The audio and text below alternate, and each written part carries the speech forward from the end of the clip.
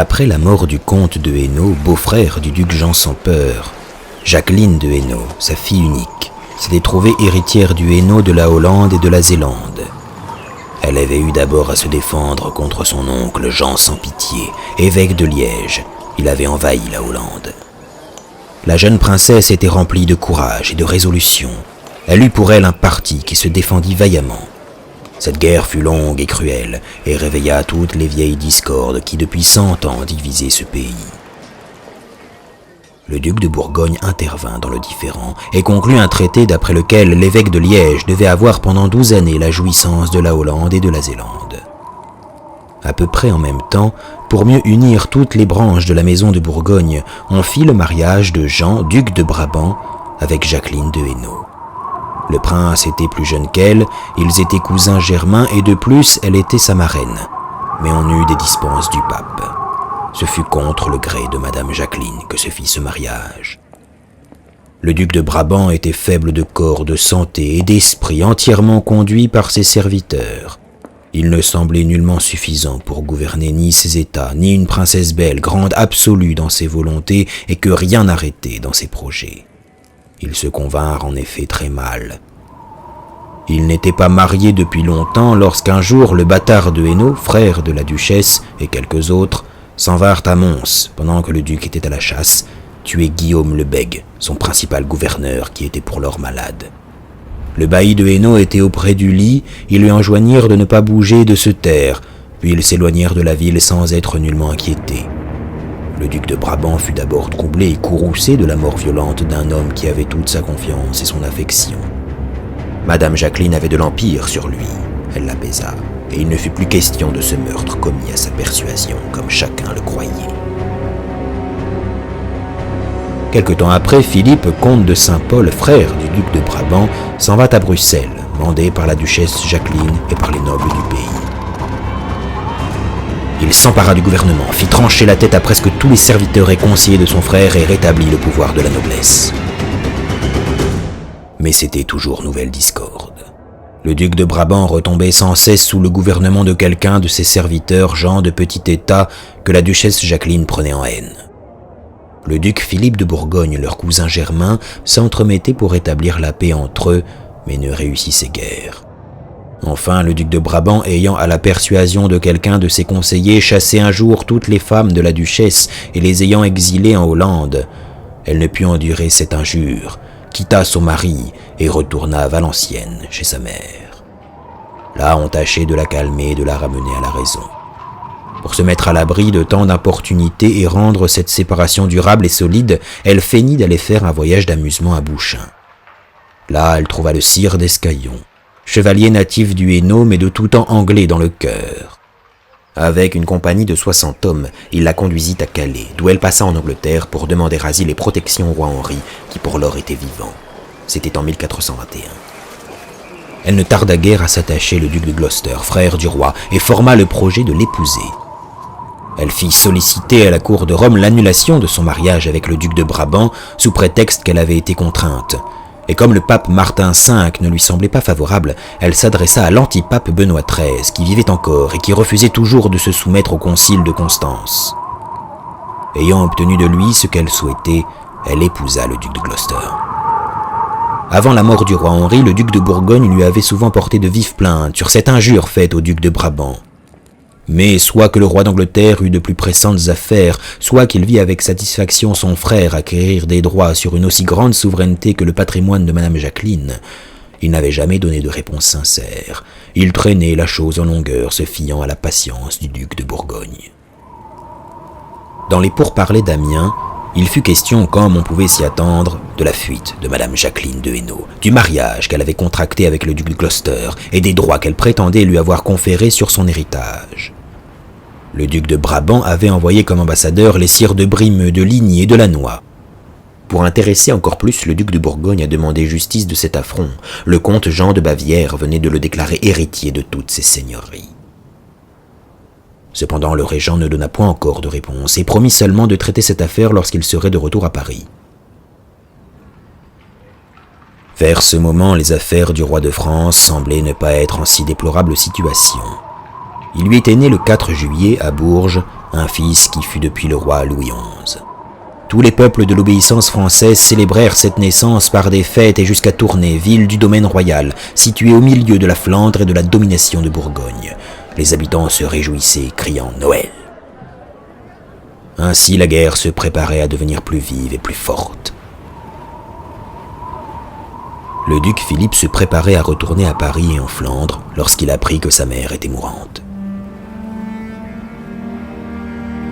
Les peuples de Bourgogne donnèrent de grands regrets à cette princesse. Au milieu de ces temps malheureux, elle avait toujours veillé à leur bien et à leur repos, s'était occupée d'écarter d'eux les maux de la guerre, avait été économe, ne les avait point pour son compte, du moins surchargés d'impôts, et avait toujours fait payer fidèlement la solde des hommes d'armes, les empêchant ainsi de rançonner les campagnes. Sa mort accroissait les domaines et les richesses du duc Philippe. Il partit de Paris pour ses États de Flandre. Là, sur la proposition et les instances de son conseil et de ses parents, le duc de Brabant et le comte Jean de Bavière, il se résolut à épouser la veuve de son oncle, le comte de Nevers, qui avait péri à la journée d'Azincourt. C'était Bonne d'Artois, fille du comte d'Eu, connétable de France, mort à la bataille de Nicopolis et petite-fille du duc de Berry. Une ambassade chargée de riches présents partit pour solliciter du pape les dispenses nécessaires. Le souverain pontife fut aussi chargé d'un commun accord par les ducs de Bedford et de Bourgogne de prononcer sur le différend soumis à leur arbitrage au sujet du double mariage de Jacqueline de Hainaut. C'est ce qui fut arrêté lorsque le duc traversa Paris pour retourner dans son duché de Bourgogne. Il obtint encore de nouvelles marques de faveur. Le duc de Gloucester et sa femme Jacqueline de Hainaut venaient de débarquer à Calais avec 5 ou 6 000 Anglais. On commençait dans le pays de Flandre à craindre une guerre dont on voyait tous les apprêts. Cependant, le duc se fia aux paroles du régent anglais qui lui semblaient sincères. Des ambassadeurs furent envoyés au duc de Gloucester pour lui porter la sentence qui, après beaucoup de délibérations, avait été réglée par les deux arbitres. En attendant sa réponse, le duc de Bedford faisait à son beau-frère de Bourgogne plus grand accueil que jamais. Ce n'était que fêtes, réjouissances, tournois, festins et danses dont le malheureux peuple de Paris murmurait fort. Pour avoir une occasion de plus de se divertir, les deux cours célébrèrent avec une grande solennité le mariage du sire Jean de la Trémouille. Le duc Philippe brillait au milieu de tous les seigneurs et chevaliers par sa courtoisie, sa bonne grâce aux joutes, à la danse et à toutes sortes d'exercices. C'était surtout aux dames que le duc de Bourgogne s'empressait de plaire, nul n'était plus amoureux et plus galant. La comtesse de Salisbury était pour lors la plus belle des nobles dames d'Angleterre qui étaient venues à Paris. Le duc lui montra un grand amour et s'efforça de gagner ses bonnes grâces. Ce fut un sujet de jalousie pour le comte de Salisbury et un motif de plus pour faire naître la malveillance entre le duc de Bourgogne et les Anglais. Après toutes ces fêtes, le duc, qui venait d'avoir des dispenses de Rome, se hâta de célébrer son mariage avec la comtesse de Nevers. Le moment était favorable, car le duc de Gloucester, sans écouter en rien les conseils et les instances de son frère, au risque de mettre la discorde entre la Bourgogne et l'Angleterre, s'avançait à main armée vers le Hainaut. Une nouvelle circonstance rendit bientôt cette querelle plus grande et plus obstinée. Le comte Jean de Bavière, ancien évêque de Liège, mourut empoisonné, dit-on, par des seigneurs hollandais du parti de sa nièce. Le comte fit le duc de Bourgogne son héritier, au préjudice de madame Jacqueline. En outre, la Hollande et la Zélande, dont il avait seulement la jouissance, revenaient à sa nièce. Ainsi, il s'agissait de savoir qui disposerait de plusieurs pays vastes, riches, et d'un grand commerce. Le duc de Gloucester avait plus que jamais la volonté de soutenir ses droits. Cependant, il fallait à Philippe le Bon songer à défendre le Hainaut contre le duc de Gloucester et madame Jacqueline, qui avait traversé ses propres domaines pour aller porter la guerre au duc de Brabant, son cousin. Ils étaient entrés dans la ville de Mons, qui était la principale du pays de Hainaut. Un fort parti s'était déclaré pour eux et ils avaient assemblé les 3 États. Là, madame Jacqueline exposa comment elle avait accompli son devoir de bonne catholique en quittant le duc de Brabant, dont elle était cousine germaine et marraine, et qui ne pouvait être son mari. Aussi disait-elle que tant que ce mariage avait duré, elle s'était crue en péché mortel et qu'elle tremblait comme la feuille toutes les fois que le duc de Brabant entrait en sa chambre. Le duc de Bourgogne publia ses mandements et enjoignit à tous ses vassaux de Flandre et d'Artois de prendre les armes sous les ordres des sires de Luxembourg, de Croÿ et de l'Isle-Adam, afin de s'opposer à l'entreprise du duc de Gloucester. Le comte de Saint-Paul, frère du duc de Brabant, fut chargé de commander toute l'armée, et pour lors commença une cruelle guerre où les Anglais ne ménageaient pas le pays.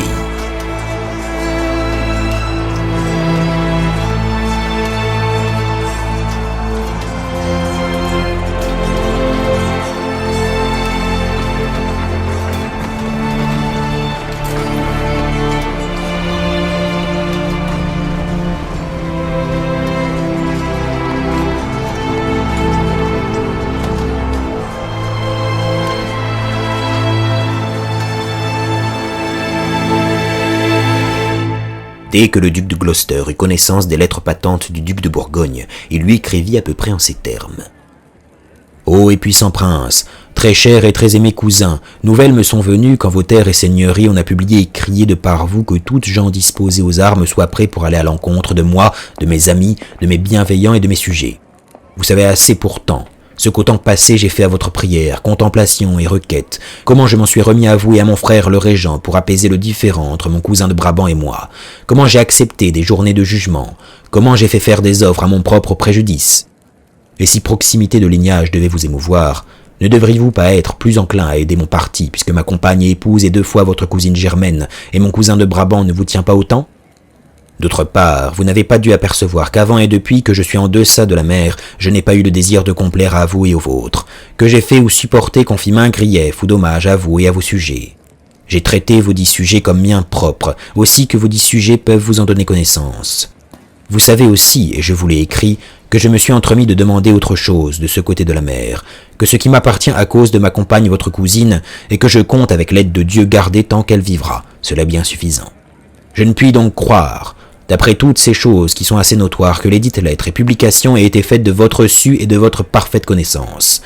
Pour ce, très haut et très puissant prince, mon très cher et très aimé cousin, je vous prie de vouloir bien considérer tout ce que j'ai ci-dessus exposé.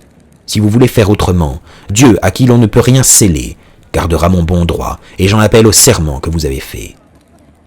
Faites-moi donc savoir votre attention par le porteur de celle-ci. Avec ce, s'il n'y a aucune chose que je puisse faire pour vous, je m'y emploierai de bon cœur, le Seigneur le sait, et qu'il vous garde de tout mot. Écrit en ma ville de Mons, le 12 janvier. Le duc de Bourgogne examina dans son conseil cette lettre du duc de Gloucester, puis il y répondit qu'il passait sans les rappeler ou sans y répondre sur la plus grande partie des choses qui y étaient contenues. « Car elles ne me font rien ou guère, dit-il, fort ce qui touche mon honneur, que je ne veux souffrir qui soit blâmé et accusé contre le droit et la raison. Pourtant je vous écris que les lettres et publications dont vous parlez procédaient de mon su, et que j'avais commandé qu'elles fussent faites. Mais vous, après votre refus, et sans vouloir attendre la fin du procès pendant la cour de Rome, vous êtes entré à puissance d'armes et de guerre au pays de Hainaut, vous efforçant d'en débouter mon cousin de Brabant, et de lui en ôter la possession. Pour ce, je vous somme et requiers de rétracter de vos lettres ce que vous y dites, que j'ai donné à entendre quelque chose contre la vérité. Si vous ne le voulez, et que vous vouliez maintenir la dite parole qui peut charger mon honneur et ma renommée, je suis et serai prêt à m'en défendre de mon corps contre le vôtre et à combattre, avec l'aide de Dieu et de Notre-Dame, en prenant jour convenable, par devant très haut, très excellent et très puissant prince l'empereur, mon très cher cousin et seigneur. Pour l'honneur et la révérence de Dieu, pour éviter l'effusion du sang chrétien et la destruction du peuple, dont en mon cœur j'ai compassion, il doit mieux convenir à vous et à moi, qui sommes chevaliers adolescents, au cas où vous voudriez maintenir les dites paroles, de mener cette querelle à fin, corps à corps, sans plus. Autrement, maint gentilhomme et autres temps de votre hoste que du mien finiraient leur jour piteusement, laquelle chose me déplairait, et devrait vous déplaire aussi, vu que la guerre entre chrétiens doit déplaire à tout prince catholique. Et afin qu'il vous paraisse que ceci vient de mon su et propre mouvement, j'ai écrit mon nom en ses présentes, et j'ai fait mettre mon signet. Écrit le 3 de mars 1424. Le duc de Gloucester est parti presque aussitôt, il disait. Vous parlez du refus que, selon vous, j'ai fait de vouloir apaiser le discorde qui est entre mon cousin le duc de Brabant et moi. Cela est moins que vérité. Car mon très cher et très aimé frère le régent, tout le Conseil de France et vous-même savez ce qui en est. Vous voudriez l'ignorer, que vous ne le pouvez. Quant à ce que vous dites de mes lettres, je vous fais savoir que j'en tiens le contenu pour vrai et que je veux m'y tenir. Cela est même déjà prouvé par ce que vos gens ont fait sur votre mandement dans mon comté de Hainaut. Ainsi, ni pour vous, ni pour tout autre, je n'en rétracterai rien. Au contraire, avec l'aide de Dieu, de Notre-Dame et de Monseigneur Saint-Georges, je vous ferai par mon corps contre le vôtre connaître et confesser que c'est la vérité, par devant un des juges que vous avez désignés, car tous deux me sont indifférents. Vous désirez que la chose soit brève, et moi pareillement.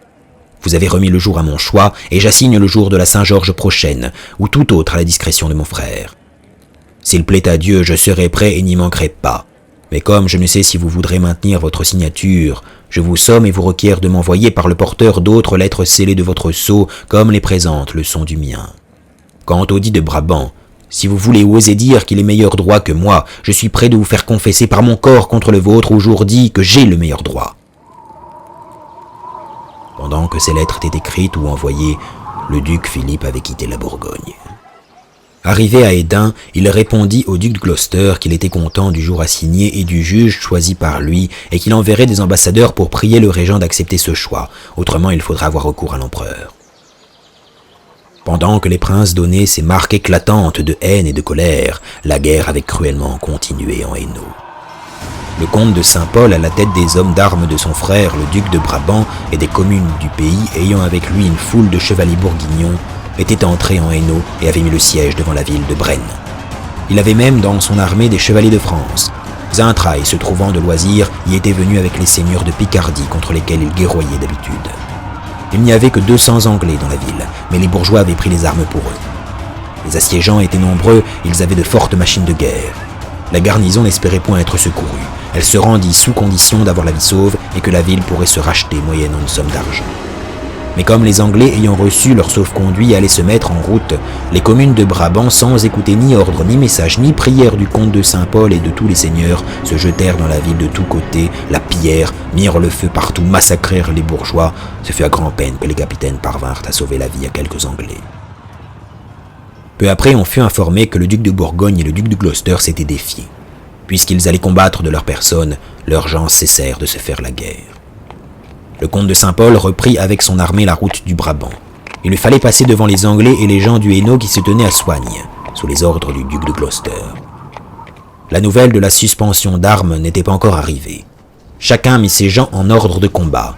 Déjà même les coureurs des deux partis s'étaient rencontrés et il y en avait eu de tués de part et d'autre. Les communes de Brabant, se trouvant près de chez elles et ne voulant point combattre, se mirent tout d'un coup en grande déroute, laissant même leurs charrettes et leurs bagages. Leurs chefs ne purent en retenir qu'un petit nombre. Le comte de Saint-Paul et ses chevaliers se trouvèrent ainsi livrés à un ennemi beaucoup plus nombreux. Leur position était périlleuse, ils firent bonne contenance. Enfin arriva la nouvelle certaine que les deux princes avaient pris jour pour leur combat corps à corps, qu'ainsi toute guerre était suspendue. Le duc de Gloucester retourna en Angleterre où le rappelait de vives démêlés. Sur les instances des gens du Hainaut, il laissa Madame Jacqueline sous la garde de la ville de Mons. Le duc Philippe lui envoya un sauf-conduit afin qu'il traversât paisiblement ses états et qu'il allât faire ses préparatifs pour leur combat. De son côté, il s'apprêta pour cette journée. Tout habile qu'il était aux joutes et aux faits d'armes, il se livra avec ardeur aux exercices de chevalerie. Il manda à lui les maîtres les plus fameux. À peine prenait-il le temps de s'asseoir pour ses repas. Il avait fait établir une forge dans son château de Hesdin. Là, sous ses yeux et d'après ses idées, on fabriquait toutes sortes d'armes et de harnois de guerre, magnifiques, commodes et de résistance. Une telle discorde rompait toutes les mesures du régent anglais. Son frère lui enlevait les moyens de continuer vivement la guerre en France. Il allumait la guerre entre le duc de Bourgogne et les Anglais. C'était fort à faire pour un homme si sage et si habile de réparer les fautes d'un homme violent et insensé. Afin de prévenir les suites du défi que les deux princes s'étaient porté, il vint d'abord avec sa femme et en grand appareil trouver le duc Philippe, puis le conduisit jusqu'en son château d'Hesdin. Là, au milieu des fêtes qui durèrent 6 jours, le bâtard de Saint-Paul et d'autres chevaliers de Bourgogne portèrent au bras droit une plaque d'argent où ils avaient fait graver un rayon de soleil. C'était la marque du vœu qu'ils avaient fait de défendre le droit plus clair que le jour du duc de Brabant contre le duc de Gloucester. En vain le régent mécontent voulut-il leur faire quitter ce médaillon. Ils s'y refusèrent et il se contenta de leurs explications. De retour à Paris, il convoqua plusieurs prélats, comtes, barons, docteurs et licenciés en droit divin, canonique et civil, plusieurs chevaliers, écuyers et autres notables et sages personnages de France et d'Angleterre pour donner avis sur cette affaire par devant le Grand Conseil. La matière fut solennellement traitée.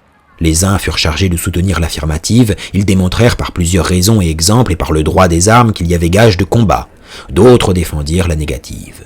Les lettres des deux princes furent lues mot à mot, puis le régent prit l'avis de chacun et il fut déclaré que, d'après les lois, raisons, les coutumes et droits des armes, il n'y avait ni ne pouvait y avoir gage de combat, qu'ainsi les parties ne pouvaient être reçues à combattre l'une contre l'autre. D'après cela, le régent leur imposa silence perpétuel.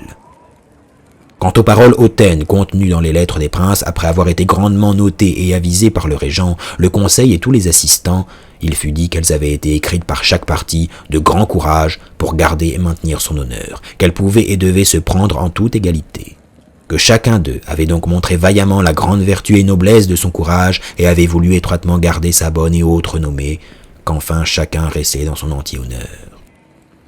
Le régent envoya cette déclaration aux deux princes et fit en même temps représenter fortement à son frère l'imprudence de sa conduite. Elle fut blâmée de tous en Angleterre, et il lui fut signifié qu'aucun subside ne lui serait fourni en hommes ou en argent pour accomplir une telle entreprise.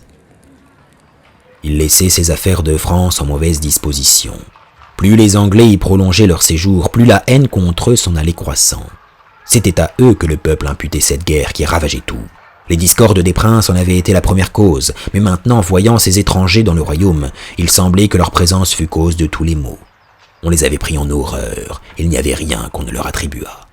En même temps, le royaume jusqu'à la Loire était devenu comme une vaste solitude. Les campagnes étaient désertes, il n'y avait plus d'habitants que dans les bois et dans les forteresses. Encore, les villes étaient bien plutôt des logis pour les gens de guerre que des demeures pour les citoyens. La culture était délaissée, hormis alentour des murailles, sous l'abri des remparts et à portée de la vue de la sentinelle du clocher.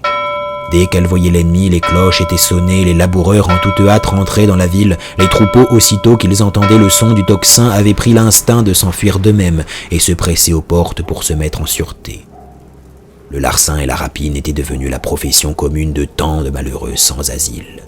Les magistrats anglais avaient mis à prix la tête de ces brigands comme on aurait pu faire d'animaux carnassiers. En eussent-ils justicié 10 000 par an, ils n'eussent pas sensiblement diminué le désordre. Mais qu'y faire donc, disait un jour l'un d'eux à un digne prêtre.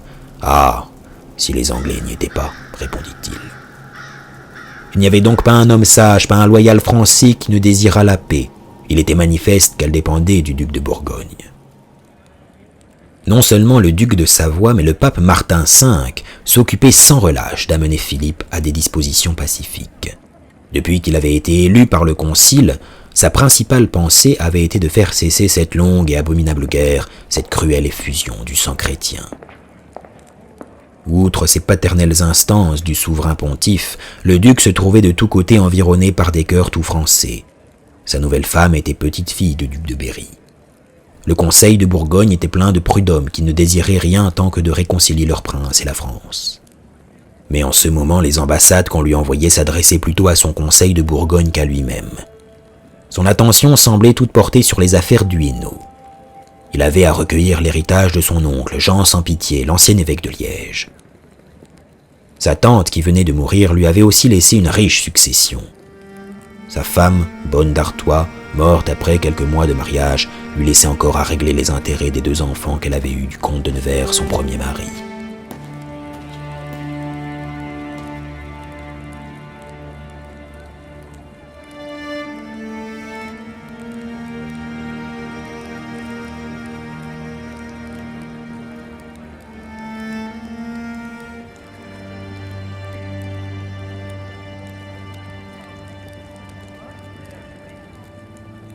Ses intérêts de famille tout-puissants qu'ils étaient l'occupaient encore moins que les troubles suscités par Madame Jacqueline.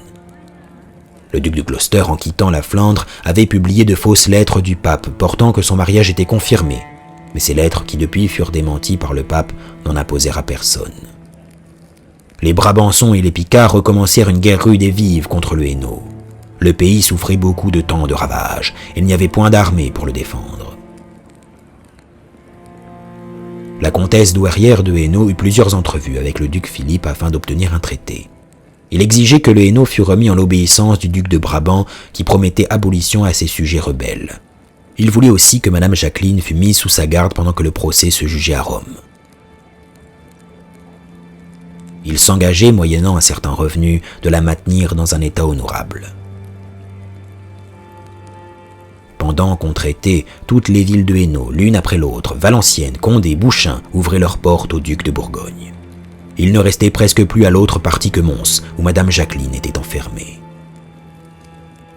La ville fut entourée pour empêcher les vivres d'y entrer et la prendre par famine.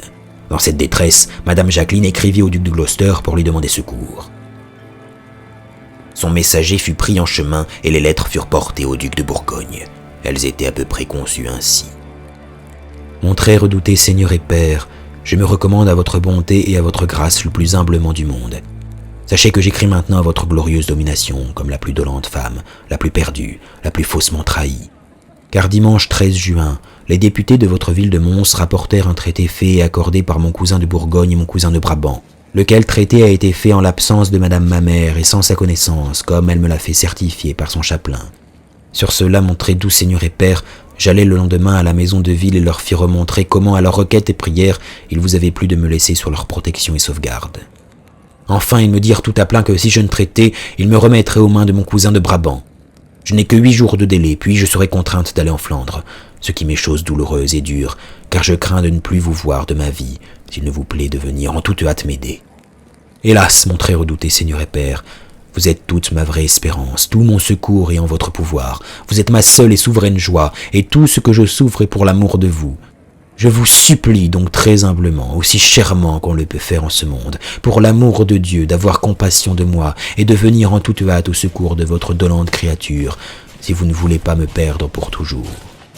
J'ai l'espoir que vous le ferez, car jamais je n'ai fait ni ne ferai de ma vie aucune chose qui puisse vous déplaire. Au contraire, je suis toute prête à recevoir la mort pour l'amour de vous et de votre personne, tant me plaît votre noble domination.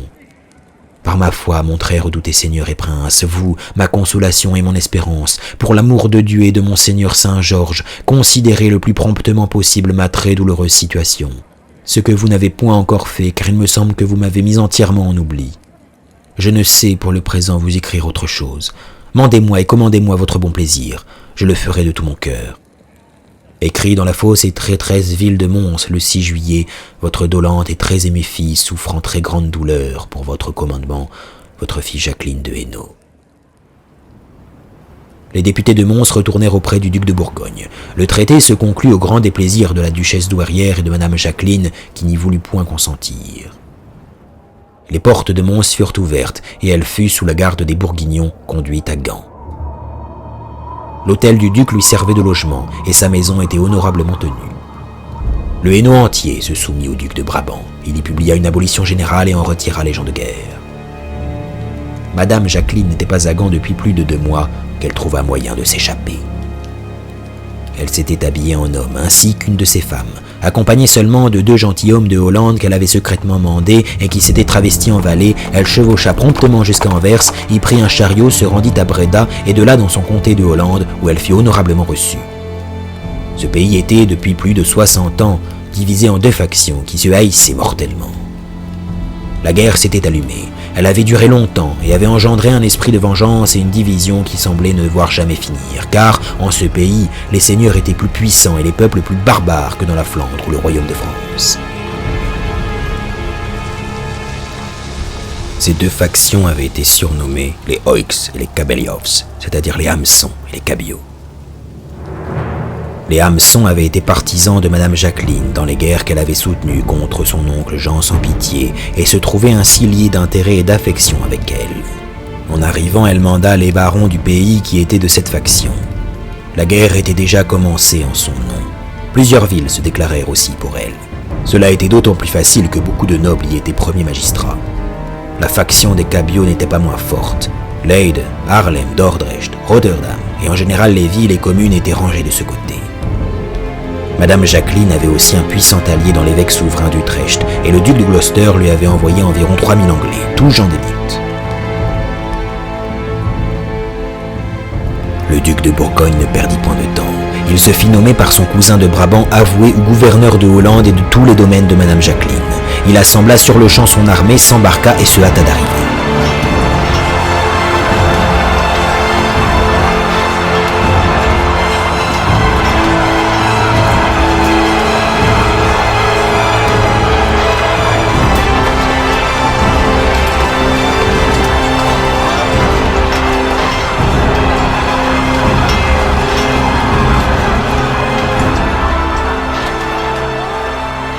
Les hameçons avaient déjà remporté une grande victoire auprès de Gouda, et les Anglais avaient déjà pris terre dans une des îles de la Zélande. Le duc y dirigea son convoi et commença à débarquer près du port. Les Anglais accoururent au moment où les Hollandais du parti de Bourgogne n'étaient encore ni en position ni en ordre de bataille. Pour venir se ranger sur la plage, il leur fallait entrer dans la mer jusqu'à mi-corps. Les archers commencèrent à tirer si serré que l'avant-garde du duc s'ébranla. Le premier rang des Anglais avait mis le genou en terre de telle sorte que le second rang pouvait tirer aussi. Le duc, voyant de son vaisseau ces gens qui reculaient, se fit aussitôt mettre à terre. Ses serviteurs voulurent le retenir, mais sans les écouter, saisissant la bannière de Bourgogne, il s'élança sur le rivage, criant à haute voix « Qu'ils même me suivent !» En un instant, il fut à cheval, et, se mettant avec les gens de Dordrecht et de Delft, il les ramena sur les Anglais. Tant de vaillance allait lui devenir funeste, il était de toutes parts pressé par les ennemis. Les hommes d'armes de Bourgogne, d'Artois, de Picardie, de Flandre, de Brabant, de Hollande combattirent avec une ardeur extrême.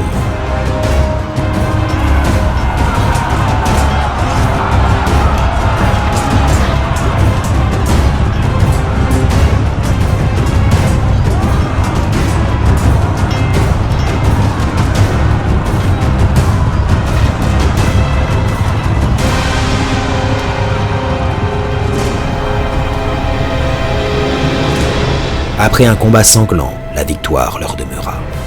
Un grand nombre d'Anglais périt par les armes, d'autres se noyèrent en essayant de regagner leur vaisseau. Le sire de Helmstede, qui était le principal partisan de Madame Jacqueline, fut pris et son frère fut tué, ainsi que beaucoup de gentilshommes des hameçons. Le duc de Bourgogne acheta cet avantage par la mort de plusieurs de ses braves chevaliers, Philippe de Montmorency, Guillaume de Lalaing, Robert de Brimeux et beaucoup d'autres. La saison était avancée, on était au mois de janvier 1426. L'hiver s'annonçait pour être rude.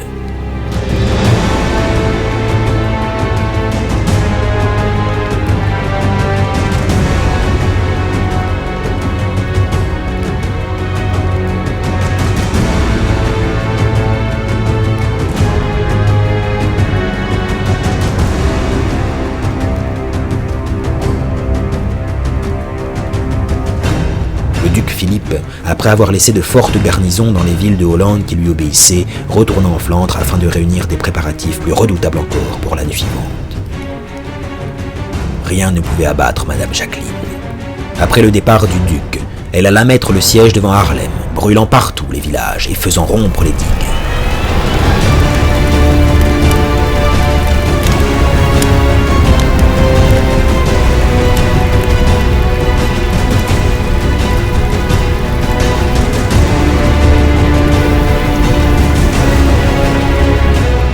Le seigneur d'Utkerque défendait la ville. Son fils, Jean d'Utkerque, rassembla en Flandre des hommes d'armes et des gens des communes pour aller le secourir. Mais Madame Jacqueline, instruite de leur arrivée, les attaqua comme ils débarquaient et les défit entièrement. Jean d'Utkerque se sauva à grand-peine. Les prisonniers furent, par les ordres de la princesse, cruellement mis à mort. Elle avait assisté au combat et, avant qu'il commençât, elle avait créé plusieurs chevaliers. Cependant, le duc Philippe allait revenir avec une forte armée. Elle se retira sur les frontières de la Frise, et bientôt elle n'éprouva plus que des revers. La Hollande et la Frise se soumettaient de jour en jour au capitaine du duc de Bourgogne. Son armée était munie d'artillerie et de machines de guerre dont manquaient les Hollandais. À ce moment, au mois d'avril 1427, le duc de Bedford revint d'Angleterre où il avait passé 6 mois. Peu après son arrivée à Paris, il fit un voyage, passa par l'île où le duc Philippe vint le recevoir.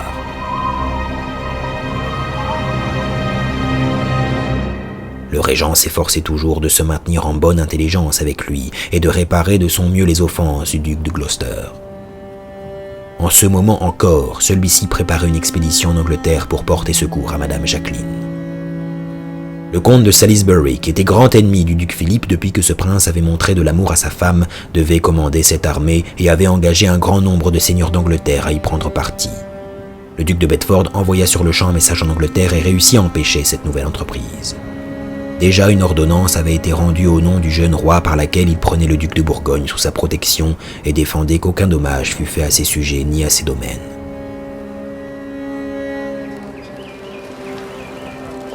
Ainsi, le commerce de Flandre souffrait peu de la guerre de Hainaut et de Hollande. Par cette considération, le duc avait obtenu des Bonnevilles un subside assez considérable. Cette querelle, qui semblait uniquement préoccuper le duc Philippe, allait prendre fin. Le pape venait enfin de rendre sa sentence. Il avait déclaré que Madame Jacqueline n'était valablement mariée qu'avec le duc de Brabant et ordonné qu'elle eût à se retirer sous bonne garde en attendant l'issue de tout procès. Tel était le crédit de la cour de Bourgogne à Rome. Que de plus, le pape avait statué qu'en cas de mort du duc de Brabant, la princesse ne pourrait sans adultère épouser le duc de Gloucester. En effet, le duc de Brabant était depuis longtemps infirme et malade. Il mourut au mois d'avril 1427. Son frère Philippe, comte de Saint-Paul, lui succéda en Brabant. Le duc de Bourgogne continua à se dire avoué de Hollande, bien qu'il tint ses pouvoirs uniquement du duc Jean qui venait de mourir. Quant à la seigneurie du Hainaut, d'après l'avis d'un grand conseil de seigneurs et de gens d'église qu'il rassembla à Valenciennes, il en conserva de même le gouvernement et y établit des officiers. Louis Bâtard de Hainaut tenait encore en ce pays le parti de Madame Jacqueline, sa sœur, faisait des courses dans toute la contrée. Il fut enfin réduit et dépouillé de sa seigneurie qui fut donnée au sire de Luxembourg. De là, le duc, après avoir fait de grands apprêts, marcha pour achever la conquête de la Hollande, car Madame Jacqueline ne se soumettait point encore à la sentence du pape et faisait une guerre obstinée. Il commença par mettre le siège devant la forte ville d'Amersfoort. Croyant l'emporter d'assaut, il se jeta tout des premiers dans les fossés.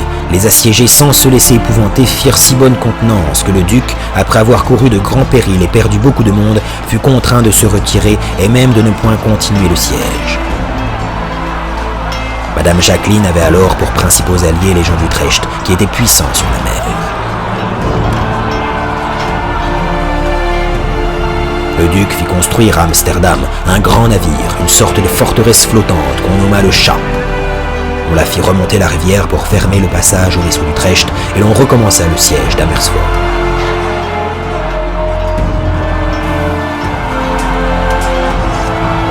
En vain, les ennemis tentèrent de prendre ou de détruire cette machine de guerre. Elle résista à toutes leurs attaques.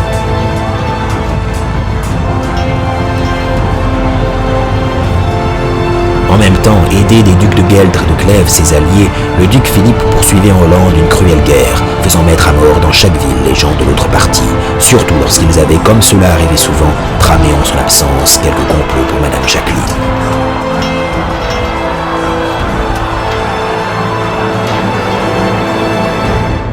Mais ce qui abattit le plus ses ennemis fut la victoire que la flotte des Bourguignons remporta avec le secours des gens d'Amsterdam et de Haarlem. Plus de 80 prisonniers furent condamnés à mort. L'hiver approchait, les affaires de Bourgogne et de Flandre appelaient le duc. Il laissa son armée sous les ordres du maréchal de l'Isle-Adam. Au mois de décembre 1427, il se rendit à Dijon.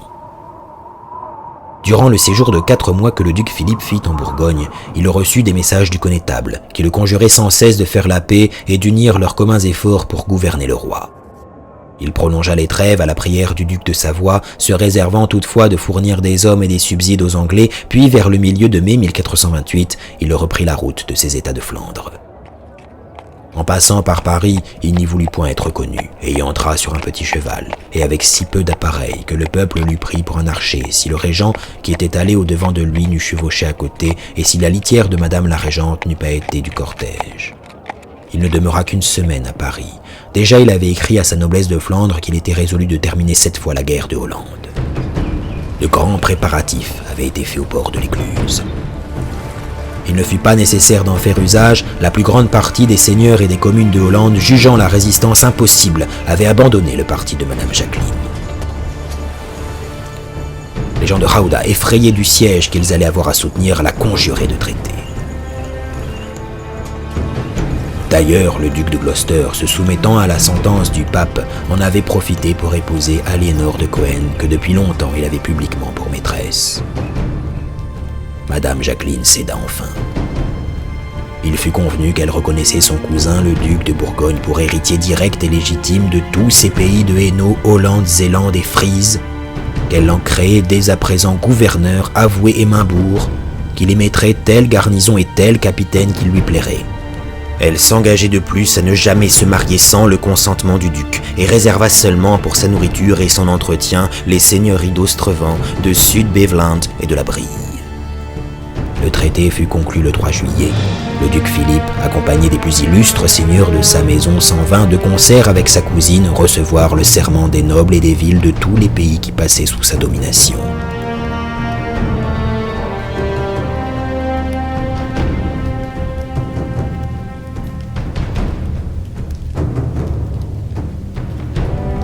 Tous les seigneurs et les habitants étaient loin d'en être contents, car le parti des hameçons restait nombreux et violent dans sa haine. Mais, pour le moment, la chose était sans remède. Il fallait se soumettre au plus fort.